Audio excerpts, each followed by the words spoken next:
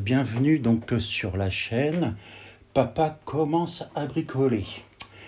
Aujourd'hui, une courte vidéo et même une première vidéo avec une nouvelle machine, merveilleuse machine que j'appellerai, qui est venue dans l'atelier. J'ai nommé donc la Shaper Origin. Si ça intéresse, je pourrais vous faire une vidéo un peu plus détaillée de cette machine. Voilà.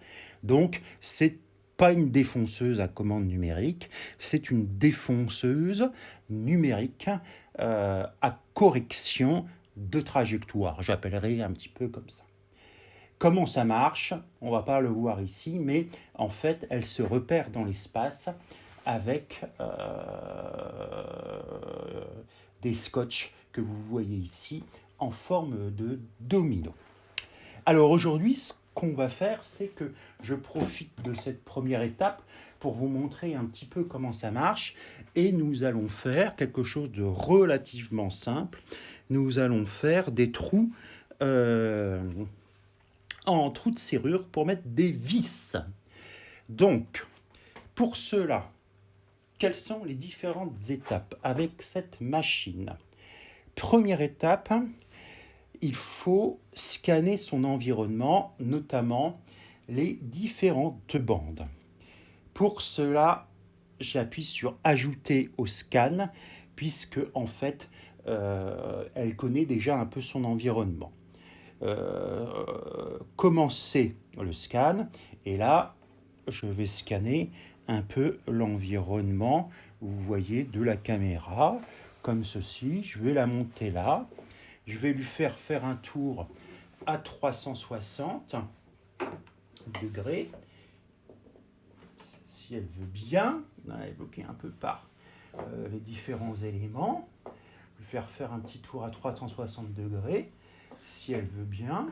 Voilà. Et revenir en place. Voilà, elle va revenir en place là, et j'appuie sur fin. Mise à jour.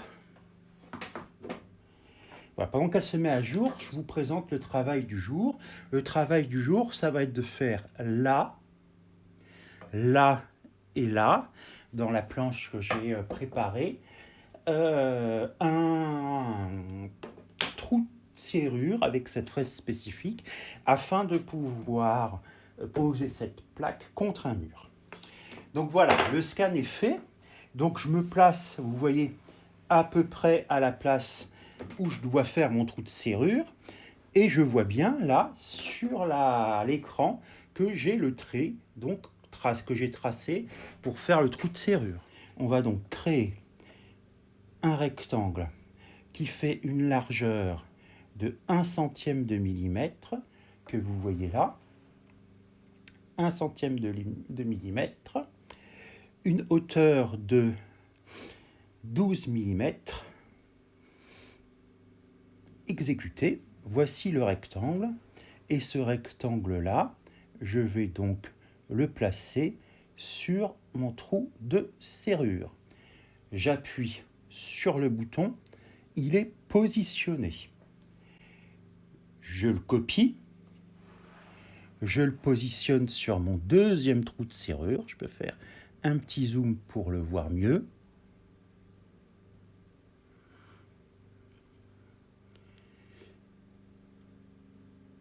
Positionner. Nous allons maintenant fraiser. Pour cela, nous allons installer notre fraise. Alors, ici, vous voyez, la fraiseuse est totalement débranchée. Nous allons donc installer notre fraise.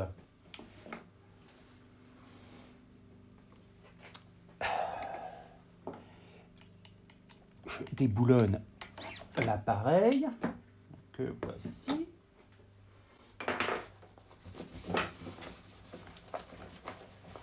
Et comme toute fraiseuse, voilà, j'ouvre la pince. Donc diamètre 8, elle ne peut utiliser que des fraises diamètre 8. Hop, et je resserre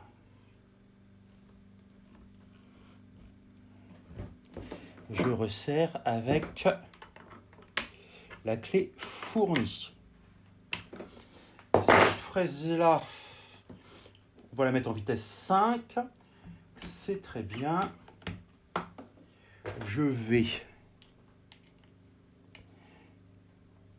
serrer. Voilà, ma fraise, elle est placée. Bon, on va faire maintenant donc le trou de serrure. On règle la profondeur comme le constructeur nous demande à 10 mm. Le fraisage, on le règle dans ce cas précis sur la ligne.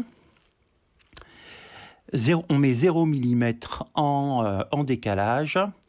Le diamètre de la fraise nous intéresse peu dans ce cas précisément. Et on vient faire le 0 sur l'axe des Z en appuyant sur Z-Touch.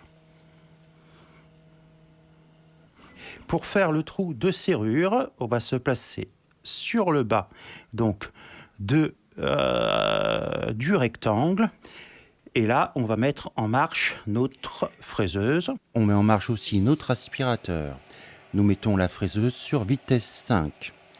Ensuite, nous appuyons sur le bouton vert pour faire descendre la fraise. Vous voyez ensuite sur l'écran, on suit la ligne et la fraiseuse corrige en axe X et Y la trajectoire. On redescend ensuite jusqu'en bas, puis on appuie sur le bouton orange pour faire remonter la fraise.